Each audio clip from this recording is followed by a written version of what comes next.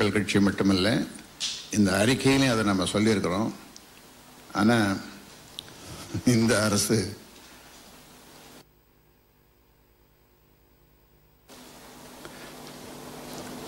என்னவா இருக்கும்? சரி, இது நான் இப்பவே சொல்லக்கூடாது. ஊழல் வளர்ப்பாண்டா, அது இந்த நேரத்தில் சொல்லக்கூடாது தான். ஆனாலும் அப்புறம் நிதிநிலை அறிக்கையில் முன்னுரிமை வெளிப்படைத்தன்மை ஆணையம், அது டிரான்ஸ்பரன்சி கமிஷன், தமிழ்நாடு பொறுப்புடைமை ஆணையம், அக்கவுண்டபிலிட்டி கமிஷன், நிர்வாக சீர்திருத்த ஆணையம், இதெல்லாம் நல்ல யோசனைகள். இது என்ன சொல்லப்போனால், பல மாநிலங்கள் ஊழலே இல்லாமல் இருந்தாலும் கூட இது போன்ற ஆணையங்கள் அங்கெல்லாம் இல்லை. மற்ற மாநிலங்களும் கூட, ஊழல் இல்லாத மாநிலங்கள் கூட இது போன்ற ஆணையம் இல்லை. நாங்கள் இந்த யோசனைகளை சொல்லியிருக்கிறோம். நிர்வாக சீர்திருத்த ஆணையம், ஊழல் ஒழிப்பு நடவடிக்கைகள், அது பற்றி நிறைய சொல்லியிருக்கிறோம். லோக் ஆயுக்தா அமைப்பு, பொது சேவை பெறும் உரிமை சட்டம், கல்வி, சுகாதாரம், விவசாயத்துக்கு அனைத்தும் இலவசம், தேர்தல் சீர்திருத்தம், ஓட்டுக்கு பணம் கொடுத்தால் தகுதி நீக்கம், மே மாதம் உள்ளாட்சி தேர்தல், குற்றவாளிகள் படம், ஊழல் குற்றவாளியினுடைய படம் சென்னை சட்டமன்றத்தில் வைக்கப்பட்டிருப்பது, அதை நீக்குவதாக நாங்கள் சொல்லியிருக்கிறோம். அதே மாதிரி அம்மா பெயரில் 50க்கு மேற்பட்ட அம்மா சாம்பிராணி, அம்மா உப்பு, தண்ணி, இந்த மாதிரி 50, யாருடைய பெயரும் வைக்கக்கூடாது. தமிழக அரசு, அதனுடைய அந்த தமிழக அரசுன்னு இருக்கணும். அந்த மாதிரி அப்புறம் தமிழக பொருளாதாரத்தின் இன்றைய நிலை, அது ஒரு ஆய்வு பண்ணியிருக்கோம். வருவாயை பெருக்குவதற்கான பரிந்துரைகளை வழங்க தனி ஆணையம், கடன் சுமை இல்லா தமிழகம் அமைக்க ஒரு சிறப்பு திட்டத்தை சொல்லியிருக்கிறோம். சட்டம் ஒழுங்கு, அதை பற்றி சொல்லியிருக்கிறோம். ஒருதலை காதல் கொலைகளை தடுக்க ஒரு தனி பிரிவு வேணும்னு சொல்லியிருக்கிறோம். வருவாய் நிர்வாகம், தமிழக மாவட்டங்கள் மறுவரையறை, அதாவது 12 லட்சம் மக்களுக்கு ஒரு மாவட்டம் என்று இப்பொழுது இருப்பதை 32 மாவட்டமாக இப்போ இருக்குது. அதை 60 மாவட்டங்களாக மாற்றி அமைப்பதற்கான ஒரு திட்டத்தையும் நாங்கள் சொல்லியிருக்கிறோம். இப்போ உதாரணமாக வேலூரில் பார்த்தீங்கன்னா 13 தொகுதிகள் கொண்ட ஒரு மாவட்டம். அதே மாதிரி சென்னை, காஞ்சிபுரம், திருவள்ளூர், வேலூர், இதெல்லாம், விழுப்புரம், அதெல்லாம். இங்கே தெலுங்கானாவில் 10 மாவட்டங்கள்லாம் அதை பிரிக்கும்போது இருந்தது. இப்பொழுது 30 மாவட்டங்கள் நினைக்கிறேன். 30 மாவட்டங்கள் சின்ன சின்னதாக, ஸ்மால் இஸ் பியூட்டிஃபுல்னு சொல்கிற மாதிரி சின்ன சின்னதாக நிர்வாக வசதிக்கு தொடர்ந்து சொல்லிட்டு இருக்கிறோம். வறுமை ஒழிப்பு இது தொடர்ந்து சொல்லிட்டு வராங்க. 70 வருஷமாக வறுமை ஒழிச்சிட போகிறோம்னாங்க. அப்புறம் வறுமை ஒழிக்க முடியாது, பவர்ட்டி ரிடக்ஷன் குறைக்க போகிறோம்னாங்க. இப்போ வறுமையாக இருக்கிறவங்களே ஒழிச்சிட்டாங்க. கிட்டத்தட்ட விவசாயிகள் 1000 பேருக்கு மேலே தற்கொலை பண்ணியிருக்கிறாங்க. வலிமையான கட்டமைப்பு 2025, அதாவது விஷன் 2025, ஒரு வலிமையான கட்டமைப்பு வேண்டும்ன்றதுக்காக, இந்த கட்டமைப்பு வலிமையான ஒரு கட்டமைப்புக்காக ஒரு திட்டம், ஒரு சிறப்பு திட்டம் நாங்கள் சொல்லியிருக்கிறோம். இந்த வலிமையான கட்டமைப்பு இருந்தால்தான் தொழில் தொடங்க வெளியிலிருந்து வெளி மாநிலத்திலிருந்தும் வெளிநாட்டிலிருந்தும் வருவார்கள். அதை பற்றிலாம் இங்கே சொல்லியிருக்கிறோம். தொழில்துறை பற்றி ரொம்ப முக்கியமான துறை. தமிழகத்தில் 5 இடங்களில் ஒருங்கிணைந்த தொழில் மண்டலங்கள் உருவாக்கணும்னு சொல்லியிருக்கிறோம். தொழில் முதலீட்டை ஈர்க்க சிறப்பு திட்டத்தை பற்றி சொல்லியிருக்கிறோம். அதே மாதிரி இளைஞர் நலன், 1 கோடி பேருக்கு வேலை வாய்ப்பு, வேளாண்மை, அது தனி பட்ஜெட் போட்டிருக்கோம். இதுலேயும் சொல்லியிருக்கிறோம். 1 லட்சம் கோடியில் நீர்ப்பாசன 4 ஆண்டு திட்டம், வேளாண் துறையில் 30 லட்சம் புதிய வேலை வாய்ப்புகள், வேளாண் விளைபொருள்கள் விலை நிர்ணய ஆணையம், வேளாண் விளைபொருள் கொள்முதல் ஆணையம், விலை நிர்ணய ஆணையம், கொள்முதல் ஆணையம். ஹைட்ரோ கார்பன் திட்டத்திற்கு அனுமதி கிடையாது. பெட்ரோகெமிக்கல் முதலீட்டு மண்டலம் அது கைவிடப்படும். மே மாதத்திற்குள் மணல் குவாரிகள் மூடப்படும்.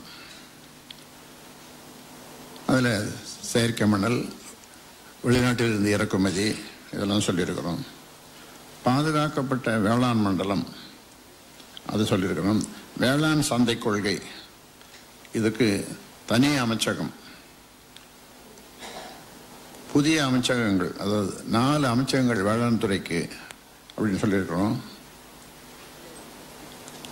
அதாவது இந்த சந்தை கொள்கை அது ஒரு தனி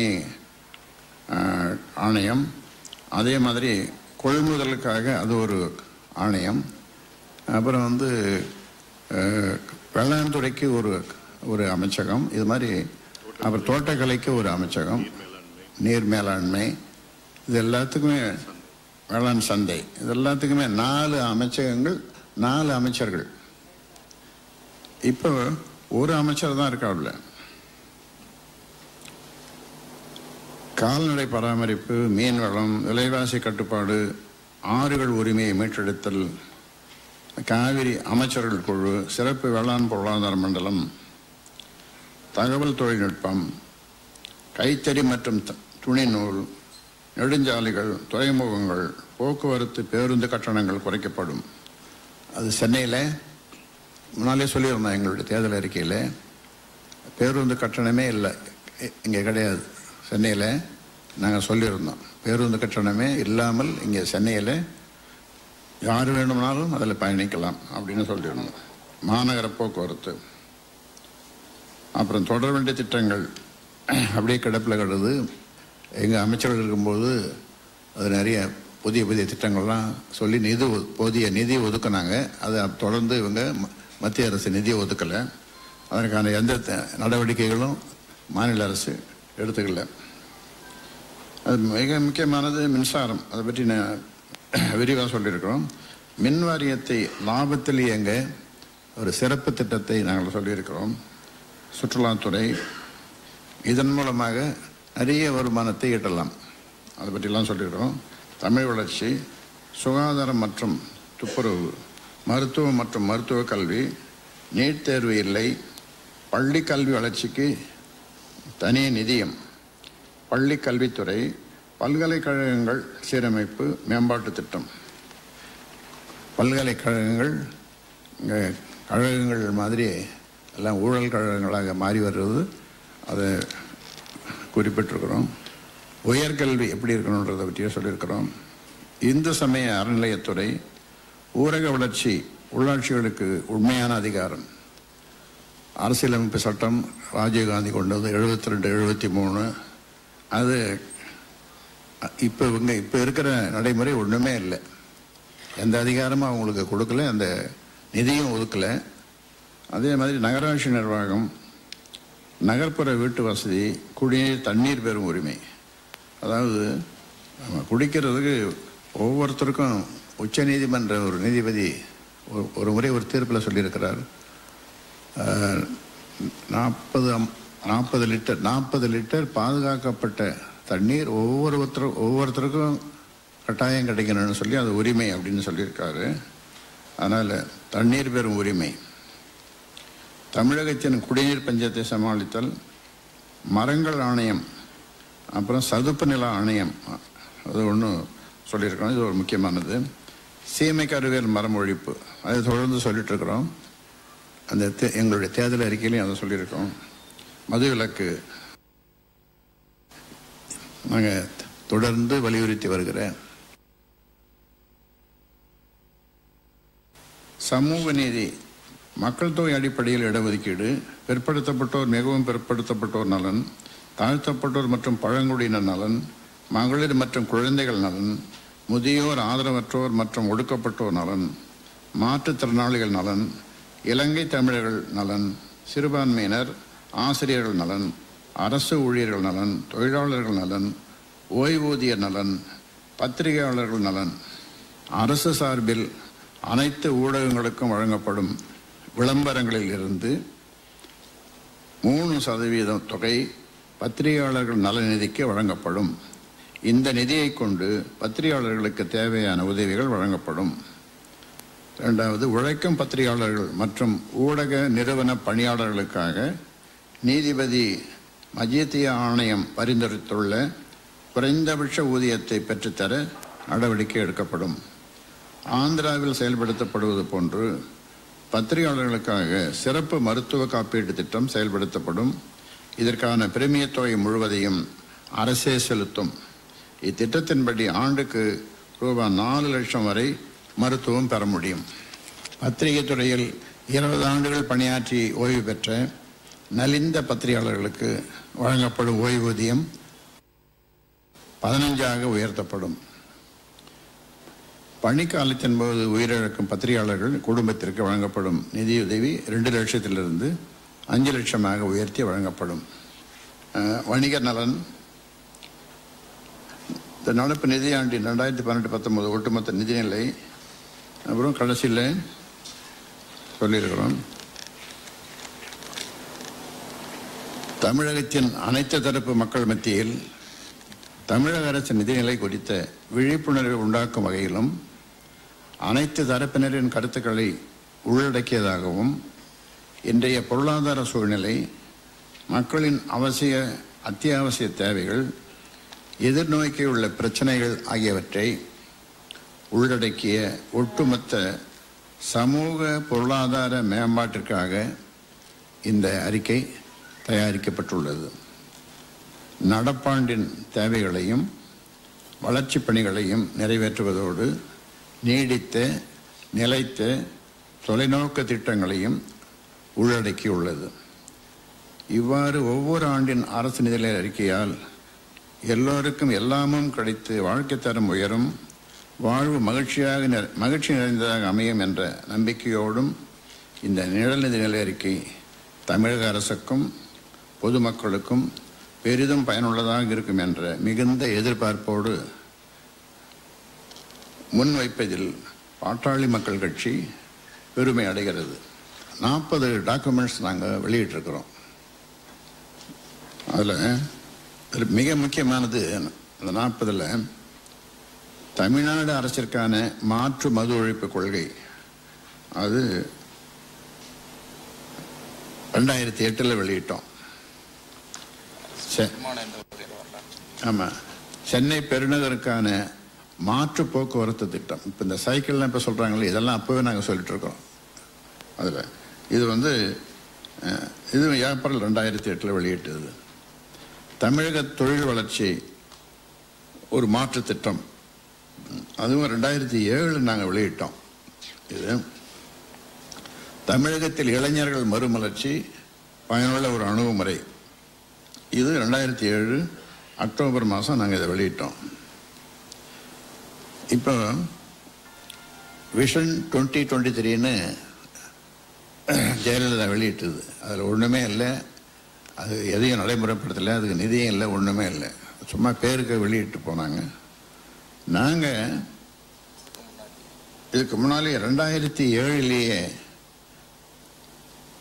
2020 தமிழகம் ஒரு தொலைநோக்கு திட்டம் அப்படின்னு நாங்கள் அப்போ வெளியிட்டோம். இப்போ industrial development in Tamil Nadu and alternative model, அது மாதிரி agriculture and rural development in Tamil Nadu, pragmatic strategy, இப்படி நிறைய வெளியிட்டிருக்கிறோம். விஷன் டாக்குமெண்ட், இப்படி இது ஆங்கிலத்தில் எல்லாம். 40 டாக்குமெண்ட்ஸ் இது வரைக்கும் நாங்கள் வெளியிட்டிருக்கிறோம்.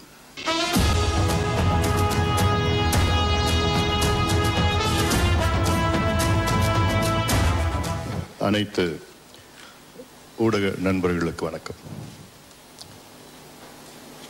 மருத்துவர் ஐயா அவர்கள் சொன்னது போன்று பாட்டாளி மக்கள் கட்சியினுடைய 16வது நிழல் நிதிநிலை அறிக்கை இன்று வெளியிட்டிருக்கின்றோம். இந்தியாவில் இது போன்று எந்த கட்சியும் செய்தது கிடையாது. இந்த ஆண்டு எங்களுடைய நிழல் நிதிநிலை அறிக்கைப்படி 2018-19 ஆண்டின் வருவாய் வரவுகள் 3,96,778 கோடியாக இருக்கும். அதுல கடந்த ஆண்டின் மொத்த வருவாயை விட 1,84,324 கோடியாக அதிகரித்திருக்கும். இதற்கு முக்கிய காரணம் கனிம வளங்களை ஒழுங்குபடுத்தி வணிக வரி வசூல் மேம்படுத்தி இதன் மூலமாக 1,40,000 கோடி ரூபாய் கூடுதலாக வருவாய் வரும். நடப்பாண்டின் மொத்த செலவினம் 4,02,687 கோடியாகவும் வருவாய் செலவினம் 3,36,203 கோடியாகவும் இருக்கும். வருவாய் செலவினத்தில் கிட்டத்தட்ட 35,000 கோடி நிலுவையில் இருக்கும். இது வைத்து தமிழ்நாட்டின் கடனை அடுத்த 5 ஆண்டு காலத்தில் 4/1 கடனை நிச்சயமாக அடைக்க முடியும். 2018-19 ஆண்டின் வருவாய் கணக்கில் 60,575 கோடி உபரியாக இருக்கும். நிதி பற்றாக்குறை 5,909 கோடி என்று மிக மிக குறைவாக இருக்கும் பற்றாக்குறை. தமிழக அரசின் இன்றைய கடன் இந்த ஆண்டு, அதாவது வரைவு கடன் சொல்றது, 3,30,000 கோடி ரூபாய். அதில் இந்த ஆண்டு 75,000 கோடி ரூபாய்க்கு கடன் பெறுவார்கள். அப்படி பார்த்தீர்கள் என்றால் மொத்தம் நிர்வாக கடன் மட்டும் தமிழ்நாடு அரசினுடைய நிர்வாக கடன் 4,10,000 கோடி ரூபாய்.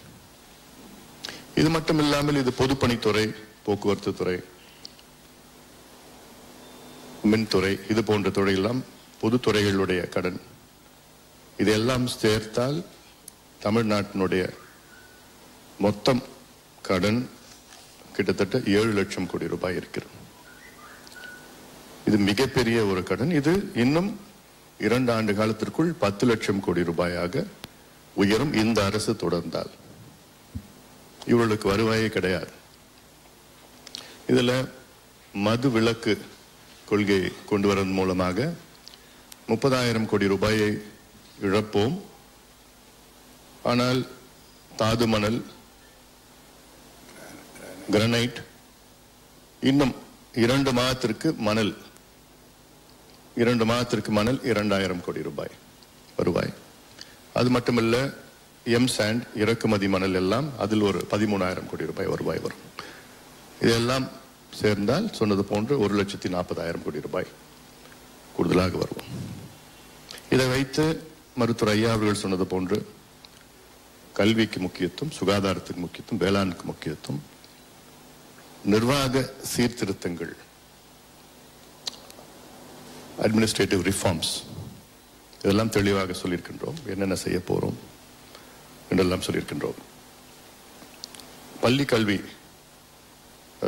கல்விக்கு 50,000 கோடி ரூபாய் ஒதுக்கீடு.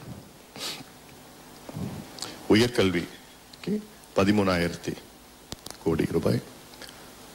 இது நடப்பாண்டில், வரும் ஆண்டில் கிட்டத்தட்ட அடுத்த ஆண்டு கிட்டத்தட்ட 87,000 கோடி ரூபாய் பள்ளி கல்விக்கு மட்டும் ஒதுக்கீடு செய்து முழுமையிலும் இலவச கல்வி கொண்டு வருவோம். அது மட்டுமல்ல, வேளாண் துறைக்கு சமீபத்தில் நிழல் நிதிநிலை அறிக்கை வெளியிட்டிருக்கின்றோம். வேளாண் துறை மூலமாக 30 லட்சம் வேலைவாய்ப்பு, மொத்தத்தில் தமிழ்நாட்டில் 1 கோடி வேலைவாய்ப்பு உருவாக்க திட்டமிட்டிருக்கின்றோம். தமிழ்நாட்டை 5 மண்டலமாக பிரித்து ரீஜனல் எக்கனாமிக் கமிஷனரேட், அதற்கு ஒவ்வொரு கமிஷனர்ஸ் நிர்வாகிகள் சீஃப் செக்ரட்டரி கேடரில் இருப்பார்கள்.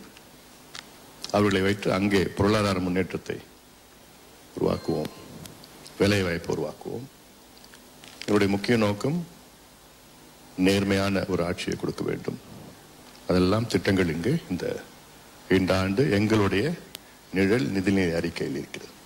அடுத்த ஆண்டு இந்த நிழல் என்ற வார்த்தை இருக்காது. நாங்கள் சட்டமன்றத்தில் நிதிநிலை அறிக்கை நாங்கள் தாக்கல் செய்வோம், பாட்டாளி மக்கள் கட்சி என்று நிச்சயமாக எங்களுக்கு நம்பிக்கை இருக்கிறது.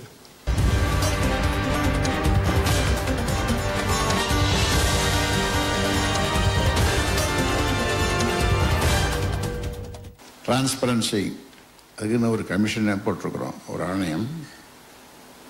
2வது ஊழல் ஒழிப்பு, 3வது நிர்வாக சீர்திருத்தம், 4வது விவசாயம், 5வது புதிய பாசன திட்டங்களை செயல்படுத்துதல், 6வது கல்வி, 7வது வேலை வாய்ப்பு, 8வது சுகாதாரம், 9வது தொழில் வளர்ச்சி, 10வது அரசின் வருவாயை அதிகரித்தல்.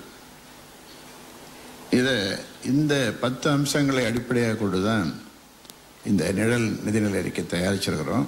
இது மிகவும் முக்கியமானது என்பதனால, அதாவது இந்த அக்கௌண்டபிலிட்டி, டிரான்ஸ்பரன்சி, குட் கவர்னன்ஸுக்கு இது ரெண்டும் ரொம்ப முக்கியம். அதற்காக இந்த 2த்துக்கும் பொறுப்புடைமை ஆணையம், வெளிப்படைத்தன்மை ஆணையம் அமைக்கிறோன்னு சொல்லி இதில் சொல்லியிருக்கிறோம். இது தொடர்ந்து நாங்கள் லோக் ஆயுக்தா சொல்லியிருக்கோம். சேவை பெறும் உரிமை சட்டம், அது இந்த ஆர்டிஐ ரொம்ப வலிமையானதாக ரைட் டு இன்ஃபர்மேஷன், தகவல் பெறும் உரிமை சட்டம் இப்போ இருக்கிறது அது ஒன்றுமே இல்லை. அது நீர்த்து போய் யாரையாரோ போட்டு ஒன்று வச்சுருக்காங்க. அது வலிமையானதாக இருக்கணும், அதெல்லாம் சொல்லியிருக்கிறோம். அதாவது இந்த திட்டமிடல் என்பது கிராம சபையில் தொடங்கணும்னு சொல்லியிருக்கிறோம். அது ஒவ்வொரு ஆண்டும் காந்தி பிறந்த அக்டோபர் 2ஆம் தேதி இந்த கிராம சபை கூட்டம் அங்கங்கே நடத்துகிறாங்க. அந்த கிராம சபை கூட்டம் நடத்துறதுனுடைய நோக்கமே என்னென்ன, அந்த கிராமத்துக்கு தேவையானவை என்ன, அங்கே அவங்களே ஒரு பட்ஜெட் மாதிரி அந்த கிராம சபையில் கிராமத்துக்கு வேண்டியது என்னென்ன பிரச்சனைகள், தீர்வுகள், அரசு என்ன செய்யணும் அப்படின்றதெல்லாம் அப்போ அங்கே இருந்து தொடங்கணும் இந்த பட்ஜெட் அப்படின்னு நாங்கள் சொல்லியிருக்கிறோம். கிராம சபையில் இருந்து தொடங்கணும், கீழே இருந்து தொடங்கணுன்றது. அது மாதிரி எல்லா தரப்பினரையும், விவசாய சங்கம், அப்புறம் மீனவர்கள், அப்புறம் அரசு ஊழியர்கள், ஆசிரியர்கள், அப்புறம் என்ஜிஓஸ், இப்படி எல்லார்ட்டையும் கருத்து கேட்கணும் 2-3 மாதத்துக்கு முன்னாலேயே அப்படின்னு சொல்லி அதெல்லாம் கூட சொல்லியிருக்கோம், விரிவாக சொல்லியிருக்கிறோம். யார்கிட்ட எல்லாம் கருத்து கேட்கணும்னு சொல்லி. ஏதோ 4 பேர், ஒரு ஃபைனான்ஸ் செக்ரட்டரி, இன்னும் ஒரு அசிஸ்டன்ட் செக்ரட்டரியெல்லாம் சேர்ந்து தயாரிக்கிற ஒரு அறிக்கை, அதுதான் பட்ஜெட் அப்படின்னு சொல்லி இப்போ பண்ணிகிட்ருக்காங்க. அந்த மாதிரி இருக்கக்கூடாது. இல்லை சொல்லியிருக்க பாருங்க, 8வது பார்த்தீங்கன்னா நிதிநிலை அறிக்கை தயாரிப்புக்கு முன் கலந்தாய்வு. எந்த ஒரு வளர்ச்சி பணிகளுக்கான திட்டமிடுதல் என்பது கலந்தாய்வு அடிப்படையில் அமைய வேண்டும். நிதிநிலை அறிக்கை தயாரிப்புக்கு முன் அனைத்து துறைகளின் உயர் அதிகாரிகள், தொழிலதிபர்கள், கல்வியாளர்கள், தொண்டு நிறுவனங்கள், வணிகர் சங்கங்கள், மகளிர் அமைப்புகள், விவசாய சங்கங்கள், நெசவாளர் மீனவர் சங்கங்கள், நுகர்வோர் அமைப்புகள், சமூக ஆர்வலர்கள், தொழிற்சங்கங்கள், அரசு ஊழியர் ஆசிரியர் சங்கங்கள் போன்ற அமைப்புகளோடு அரசு கலந்தாய்வு செய்ய வேண்டும். இது இதெல்லாம் அவங்க செய்யறதில்லை. நாங்கள் இது இந்த அடிப்படையில் தான் நாங்கள் செய்வோம். இது நாங்கள் இப்போ ஷேடோ அன்புமணி சொன்ன மாதிரி அடுத்தது இந்த ஷேடோன்ற வார்த்தையை எடுத்துட்டு இந்த அறிக்கையை இங்கே தாக்கல் செய்யாமல் ERT கன்வென்ஷன் சென்டரில் தாக்கல் செய்யாமல் அந்த கோட்டையிலேயே தாக்கல் செய்வோம்.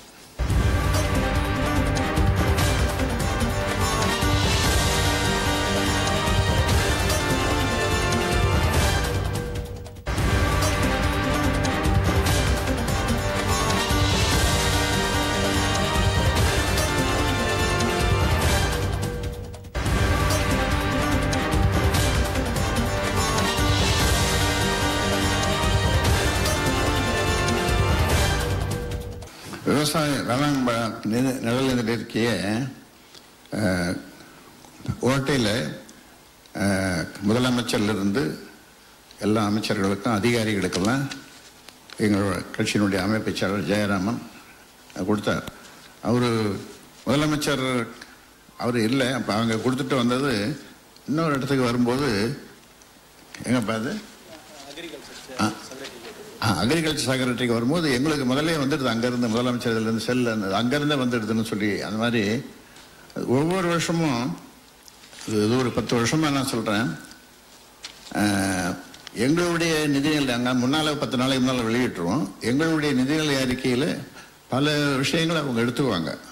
ஏன்னா இந்த ஃபைனான்ஸ் செக்ரட்டரி ரிட்டையர்ட் ஆன பிறகு சொல்லுவாங்க, ரிட்டையர்ட் ஆகாத மட்டும் தலைவர் அங்கே போகும்போது இந்த பக்கம் அவங்கள போய் பார்த்து இது கொடுக்கும்போது சொல்லுவாங்க, இது நல்லா இருக்குது, நாங்கள் அதில் சிலை எடுத்துக்கணும்னு சொல்லுவாங்க. இது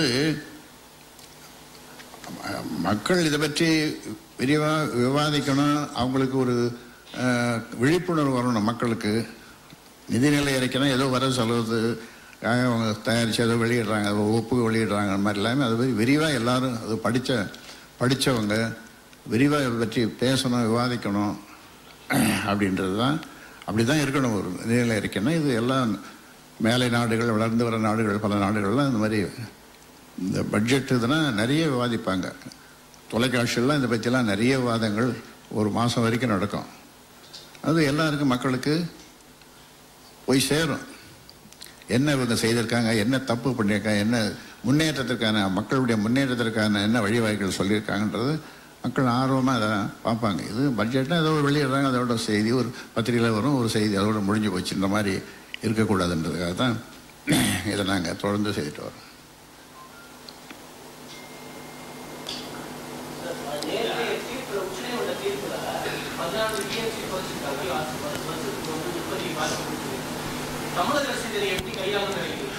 இது மேல்முறையீடு அது மாதிரி ஒரு 5 பேர் இல்லை 7 பேர் கொண்ட அமர்வுக்கு இவங்க கொண்டு போகணும்.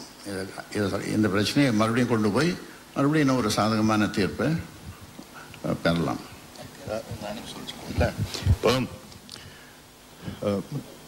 காவிரி நதிநீர் சம்பந்தமாக நேற்று உச்சநீதிமன்றம் அளித்த தீர்ப்பு எங்களுக்கெல்லாம் மிகப்பெரிய ஒரு ஏமாற்றம் அளிக்கிறது. தமிழகத்திற்கு நடந்த அநீதி என்று நாங்கள் நம்புகின்றோம். 1924 ஆண்டில் போடப்பட்ட ஒப்பந்தத்தின்படி தமிழ்நாட்டிற்கு 575 TMC நீர் அந்த ஒப்பந்தத்தின்படி கிடைத்தது. பிறகு இந்த ஒப்பந்தம் 1974 புதுப்பிக்கவில்லை கலைஞர் ஆட்சியில். ஆனாலும் 1972 பிரச்சனை வந்தது, நமக்கும் கர்நாடகம் பிரச்சனை வந்தது. அப்பொழுது ஒட்டுமொத்தம் நான் சொல்றது 575 TMCனா தமிழ்நாட்டில் பெய்கின்ற மழையை சேர்த்து கர்நாடகம் நமக்கு கொடுக்கின்ற நீர் இரண்டும் சேர்த்து தான் 575. இந்த 575 பாத்தீங்கன்னா 1972 489 குறைக்கப்பட்டது. அதன் பிறகு 89 விவசாய சங்கங்கள் எல்லாம் சேர்ந்து உச்சநீதிமன்றம் அணுகி 90 காவிரி நடுவர் ஒன்றும் அமைத்தார்கள் உச்சநீதிமன்றம். 91 இடைக்கால தீர்ப்பின்படி தமிழ்நாட்டிற்கு 205 TMC தான் நமக்கு அப்போ ஒதுக்கப்பட்டது. அதன் பிறகு 16 ஆண்டுகளுக்கு பிறகு 2007 இறுதி தீர்ப்பு அளித்தது. அந்த இறுதி தீர்ப்பின்படி நமக்கு 192 டிஎம்சி. 192 டிஎம்சினா கர்நாடகா நமக்கு கொடுக்க வேண்டிய தண்ணி. நமக்கு தமிழ்நாட்டில் பார்த்தீங்கன்னா அமராவதி ஆறு, நொய்யல் ஆறு, பவானி ஆறு, இதன் வழியாக மற்ற அந்த காவிரி நீர்பிடிப்பு பகுதிகளில் மழை பெய்கின்ற அதெல்லாம் சேர்ந்தா 227 டிஎம்சி தண்ணி தமிழ்நாட்டில் பெய்து அது நமக்கு வருது. இந்த 192 டிஎம்சி கர்நாடகா பில்லிகுண்டுல கொடுக்கணும், நமக்கு ஒகேனக்கல் பில்லிகுண்டுல கொடுக்கணும். இது இறுதி தீர்ப்பின்படி நமக்கு கிடைத்தது. இப்ப நேற்று நடந்தது பாத்தீங்கன்னா அதையும் குறைச்சி 177.25 டிஎம்சி 25 டிஎம்சின்னு சொல்லிட்டு உச்சநீதிமன்றம் கொடுத்திருக்கிறாங்க. அவங்க சொல்ற காரணம் காவிரி டெல்டா பகுதியில 10 டிஎம்சி தண்ணி நிலத்தடி நீர்ல இருக்கு, நிலத்தடி நீரா இருக்கு. அப்புறம் பெங்களூருக்கு 4 டிஎம்சி தண்ணி குடிநீருக்கு வேணும். ஆனா தமிழ்நாட்டினுடைய நீதி அதாவது வழக்கறிஞர்கள் நீதிமன்றத்தில் சரியாக வாதாடவில்லை. என்னன்னா காவிரி நமக்கு ஒரு உயிர்நாடி பிரச்சனை. காவிரி இது விவசாயத்து மட்டும், டெல்டா பகுதியில் விவசாயத்து மட்டும் கிடையாது.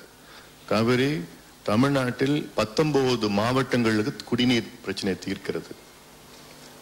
7 மாநகராட்சி சென்னை, வேலூர், ஈரோடு, சேலம், திருப்பூர், திருச்சி, தஞ்சை, இந்த 7 மாநகராட்சிக்கு குடிநீர் கொடுக்கிறது. 5 கோடி மக்கள் தமிழ்நாட்டில் சென்னை உட்பட காவிரியை நம்பிதான் இருக்கிறோம். இத கணக்குல ஏத்துக்கல. ரெண்டாவது, இப்போ அடுத்த ஆண்டு மிகப்பெரிய வறட்சி வருது. அந்த வறட்சியில காவிரியில டெல்டா பகுதியில 10 டிஎம்சி சொல்றாங்க நிலத்தடி நீர்.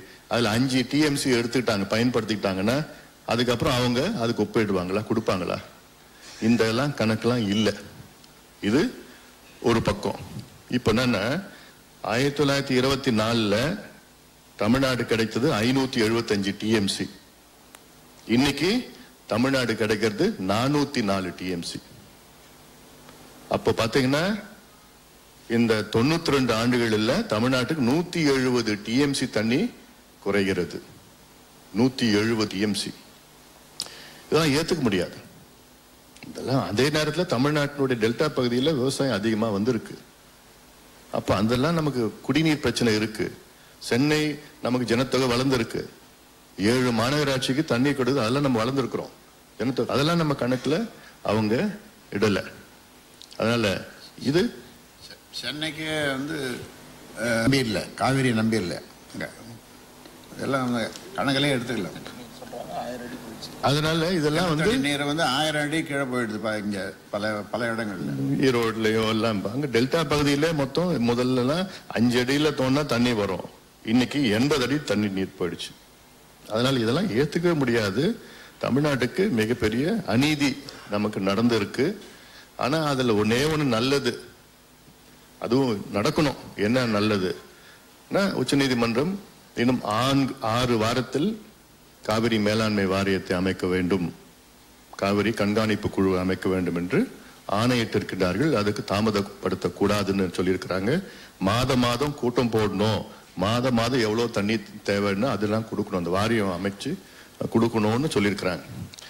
நம்முடைய அச்சம் என்னன்னா, இதுக்கு முன்பு உச்ச நீதிமன்றம் பல முறை சொல்லியிருக்கு கர்நாடகா கிட்ட தண்ணி விடுங்கன்னு, அவங்க கேட்கல. ஆனா இதை கர்நாடகா மதிக்குமா அப்படின்னு தெரியல. இது மத்திய அரசு உடனடியாக இந்த மேலாண்மை வாரியம் அமைக்குமா அப்படின்றதெல்லாம் என்ன தேர்தல் அங்கே இது பண்ணுறதுனால இல்லை. இன்னும் நம்ம போக வேண்டிய தூரம் ரொம்ப அதிகமாக தான் இருக்குது. நம்ம இந்த பிரச்சனையே தமிழக அரசு கையாண்ட விதம் ரொம்ப மோசமாக இருக்குது. எங்கே 4-5 சாதாரண இதுக்கெல்லாம் பெரிய பெரிய வக்கீல் வச்சு அங்கே இது பண்ணுறாங்க. ஒரு 4-5 பெரிய அட்வொகேட்ஸ் எல்லாம் வச்சு அங்கே இது பண்ணியிருக்கணும். ஆனால் அது சரியாக அவங்க பண்ணலை, அது சரியாக பண்ணலை. ஆமாம், இப்போ கூட அனைத்து கட்சியெல்லாம் சேர்த்து டெல்லிக்கு போய் இதை உடனடியாக காவிரி மேலாண்மை வாரியம் உடனடியாக அமைக்கணுன்ற மாதிரி இந்த தீர்ப்பு பண்ண சொல்லணும், ஒரு அழுத்தம் கொடுக்கணும். ஆனால் எங்க பினாமி அரசு அதெல்லாம் ஒன்றும் பண்ணாது. இது ஒரு பக்கம் இருக்க, இன்னொன்று 83 ஆண்டுகள் மேட்டூர் அணை கட்டி 83 ஆண்டுகளில் 40 முறை மேட்டூர் அணை வழிந்திருக்கிறது. 40 முறை வழிந்து இதுவரைக்கும் 3000 டிஎம்சி நீர் கடலில் கலந்திருக்கிறது. அதனால மேட்டூர் அணையோடைய கொள்ளளவு 93 டிஎம்சி. ஆனா இன்னைக்கு அது ஒரு 70-75 டிஎம்சி தான் இருக்கும். ஏன்னா தூர்ந்து போயிடுச்சு. மேட்டூருக்கு கீழே நீர் தேக்கிறதுக்கு வசதி இல்லை. அங்க கல்லணை மேலணை இருக்காது, நீர் தேக்கி வைக்க முடியாது. டைவர்ஷனரி கெனால்ஸ், டைவர்ஷனரி டேம்ஸ் இதெல்லாம் கொள்ளிடத்துல போய் டைவர்ட் பண்ணோம். அதிகமா உபரி நீர் வெள்ளம் வந்துருச்சுன்னா பண்ணோம். அதனால இல்லை. இப்போ இந்த வாய்ப்பை பயன்படுத்தி காவிரி மேலாண்மை வாரியம் அமைச்சது பிறகு அதை அணுகி காவிரி கீழே மேட்டூருக்கு கீழே அணைகளோ தடுப்பணைகள் அவசியமா கட்டணும். முதல் தவணை என்னன்னா கொள்ளிடம் 110 கிலோமீட்டர், 110 கிலோமீட்டர்ல 10 தடுப்பணைகள் கட்டணும். அது இல்லாம கொள்ளிடத்தோடைய முகத்துவாரத்துல ஒரு தடுப்பணை கட்டணும். 11 தடுப்பணை அங்க கட்டணும். அது மட்டும் இல்ல, ஒவ்வொரு பகுதியிலும் ஒவ்வொரு 5 கிலோமீட்டர் தடுப்பணை அணைகள் கட்டி அந்த தண்ணியை நம்ம சேமிக்கணும். வர தண்ணியை நம்ம சேமிக்கணும். அதை நல்ல நீர் மேலாண்மை நல்ல அதிகமா மேனேஜ்மெண்ட், வாட்டர் மேனேஜ்மெண்ட் நல்ல கொள்கைகள்லாம் கொண்டு வரணும். ஏன்னா சண்டை போடுறோம், தண்ணி கொடுக்குறாங்க சில நேரம். அதனால இப்போ நம்ம மேலாண்மை வாரியம் இருக்க போகுது, நிச்சயமா வரும்னு நம்பிக்கை இருக்கு. அதனால என்ன எங்களுடைய யோசனை 2. ஒன்று, மேல்முறையீடு செய்யலாம். நீதிபதிகள் சொல்லியிருக்காங்க இதெல்லாம் அப்பீல் பண்ணக்கூடாதுன்னு. சட்டத்தில் இடமே இல்லை அப்படி சொல்றதுக்கு. இது 3 நீதிபதிகள் அமர்வு சொல்லியிருக்கிறாங்க. இதுக்கு மேல 5 நீதிபதிகள், 7 நீதிபதி, 11 நீதிபதிகள், அரசியல் சாசன அமர்வு, கான்ஸ்டிடியூஷனல் பெஞ்ச், அதை யாருக்கும் எப்படி வேணா போலாம். 2, ஐயா சொன்னது போன்று அனைத்து கட்சி கூட்டத்தை கூட்ட வேண்டும். கூட்டி அனைத்து மக்களவை, மாநிலங்களவை, அனைத்து தலைவர்களும் டெல்லிக்கு மோடி அவர்களை சந்தித்து அழுத்தம் கொடுத்து அங்கேயே இருக்கணும். காவிரி மேலாண்மை வாரியம் 6 வாரத்தில் அமைக்கணும்னு சொல்லியிருக்கிறாங்க. அமைங்க. மேல்முறையீடு செய்யக்கூடாதுன்றது இதுவரைக்கும் எந்த தீர்ப்பிலையும் சொன்ன மாதிரி எனக்கு ஒன்றும் தெரியல.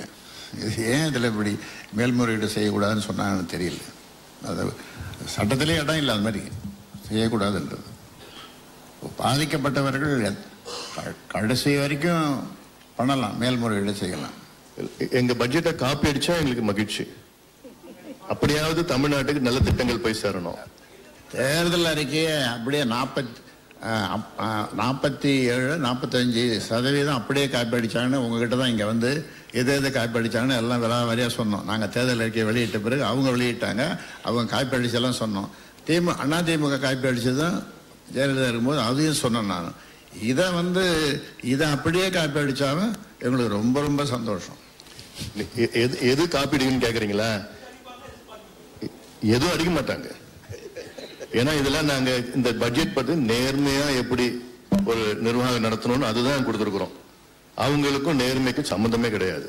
இதுல லோக் ஆயுக்தா சொல்லியிருக்கிறோம், சேவை உரிமை சட்டம் சொல்லியிருக்கிறோம், மின் ஆளுமை சொல்லியிருக்கிறோம், வெளிப்படையான நிர்வாகம் சொல்லியிருக்கிறோம், அட்மினிஸ்ட்ரேட்டிவ் ரிஃபார்ம் சொல்லியிருக்கிறோம். இது இல்லை ஒண்ணு கூட அவங்க செய்ய போறது கிடையாது. அடுத்தது மது விலக்கு சொல்லியிருக்கிறோம், கல்வித்துறைக்கு 50,000 கோடி ரூபாய் ஒதுக்கீடு, உயர்கல்வி, இதெல்லாம் கல்விக்கு முக்கியத்துவம். அவங்களுக்கு என்னன்னா கடந்த ஆண்டு வருவாய் பார்த்தீங்கன்னா அரசு வருவாய் 99,500 கோடி. இதுல என்னன்னா 8 ஆண்டுகளுக்கு முன்பு அப்போ இருந்த வருவாய் இன்னைக்கு கணக்குப்படி பாத்தீங்கன்னா வருவாய் இன்னைக்கு 1,68,000 கோடி ரூபாய் வந்திருக்கணும். வருவாய் வந்திருக்கணும். 70,000 கோடி வருவாய் வரல. ஆனா இவங்க வந்த வருவாயை பார்த்தீங்கன்னா 73% இலவசத்துக்கும் மானியத்துக்கும் செலவு பண்ணிருக்கிறாங்க. அப்போ அது இல்லாம வருவாய் இல்லாம கடன் கடன் கடன். இவங்களுக்கு என்ன? கடனை வாங்கி 6 ஆண்டுகளுக்கு முன்பு தமிழ்நாட்டுடைய மொத்த நிர்வாக கடன் 1,01,000 கோடி. இன்னைக்கு 3,30,000 கோடி. 6 ஆண்டுகளில் ஏதாவது ஒரு மாநிலம் 3 மடங்கு கடன் வாங்குமா? 100% இடம் ஒதுக்கீடு சாத்தம் இப்ப 69%, 100% ஆக்கி மக்கள், அதாவது ஒவ்வொரு தமிழ்நாட்டில் 370 சமுதாயங்கள் இருக்குது. 370 சமுதாயங்கள் அட்டவணை பிரிவினர். அது போக அவங்களுக்கு 18+1 எஸ்சிக்கு 18, எஸ்டிக்கு 1. அது போக மீதி இருக்கிறத மக்கள் தொகைக்கு ஏற்ப எல்லாருக்கும் பிரித்து கொடுக்கணும் தான். அதாவது பிராமணர்ல இருந்து நரிக்குறவர் வரைக்கும் எல்லாருக்கும் அதை கொடுக்கணும். அப்போ தான் சமூக நீதின்றது அதுதான். எல்லாருக்கும் பிரித்து கொடுக்கணுன்றது, எல்லாருக்கும் கிடைக்கணுன்றது தான். 100% முன்னால் இருந்தது. நீதி கட்சி காலத்தில் அது இருந்தது. முன்னால் 1929 இருந்தது. 1929 இது சாத்தியம். இப்போ ஏதோ ஒரு மாதத்தில் ஒரே ஒரு சமுதாயம் தான் இருக்குது. அங்கே 90% ரிசர்வேஷன். எங்கள் மேகாலயாவோ ஏதோ ஒரு ஸ்டேட் நினைக்கிறேன், நார்த் ஈஸ்ட்.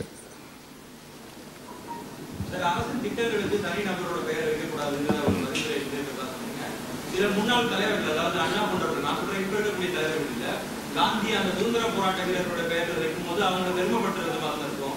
தனிநபர்களோட பெயர் வேணாம்னு சொல்லும் போது அதையும் நம்ம அவங்க சொன்னதெல்லாம் முதல்ல பூரண மதுவிலக்கு கொண்டு வந்து, அவங்க சொன்னது எல்லாமே பூரண மதுவிலக்கு கொண்டு வந்துட்டு அப்புறம் அவங்க பேரை வச்சு அதில் அர்த்தம் இருக்குது. எல்லாரையும் குடிக்க சொல்லிட்டு, இந்த மாதிரி குடிக்க சொல்லிட்டு அப்புறம் அவங்க பேரெல்லாம் வைக்கிறது, காமராசர் பேர், அண்ணா பேர், ஓபி ராமசாமி ரெட்டியார் பேர், இவங்கெல்லாம் வைக்கிறதுல எங்களுக்கு விருப்பம் இல்லை. குற்றவாளி என்று தீர்ப்பு அளித்து 100 கோடி ரூபாய் அபராதம் கட்டணும் அப்படின்னு சொல்லி நேரம் உயிரோட இருந்தால் ஜெயிலில் இருந்திருப்பேன். அவங்களுடைய படத்தை அங்க போய் போடுறதுல ஏற்றுக்கொள்ள முடியாத ஒன்று. 2, அப்படி ஒரு குற்றவாளி பெயர்ல திட்டங்கள்லாம் ஏற்றுக்கொள்ள முடியாது. நாங்க சொன்னது, இனி வரும் காலத்தில் எங்கள் ஆட்சியில தனிநபர் பெயர் யாரும் நாங்க பயன்படுத்த மாட்டோம். அது நிச்சயமா தவறு. அதை எதிர்ப்போம், தீவிரமா எதிர்ப்போம். நன்றி. வேளாண் பட்ஜெட்டும் இருக்கு, அதுவும் உங்ககிட்ட சேர்த்து கொடுத்துருக்கோம். இந்த வேளாண் பட்ஜெட்டும் வேளாண் நிதி அறிக்கையும் ஒன்று உங்களுக்கு கூட சேர்த்து கொடுக்குறோம். ஏன்னா நாங்கள் கோயம்புத்தூர்ல வெளியிட்டோம், அதுவும் ஒன்று சேர்த்து கொடுக்குறோம். இதையும் நீங்கள் படிக்க உங்கள் ஆசிரியர் குழுமத்திற்கு இதை கொடுங்க. கொடுத்து எங்களுக்கு வேற ஏதாவது உங்களுக்கு கேள்வி இருந்தால் அதில் எங்களுக்கு சொல்லுங்க, இல்லை உங்க கருத்துக்கள் இருந்தாலும் சொல்லுங்க.